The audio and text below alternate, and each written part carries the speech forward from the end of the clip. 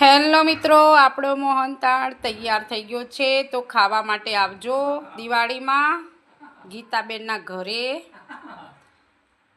અને કેવો બન્યો છે તો જરા ટેસ્ટ કરી દેજો અને મને કહેતા રહેજો કેવો બન્યો છે કેવો નહીં। તો આ બધા મિત્રોને ઇન્સ્ટાગ્રામ બધા ફ્રેન્ડોને કહીએ છીએ તે મોહનથાળ ખાવા આવજો।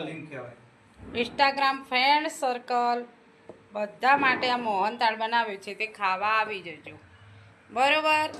કોઈ ભૂલ થઈ ગઈ હોય કે કંઈ હોય તો મને કહેતા રહેજો, બરાબર।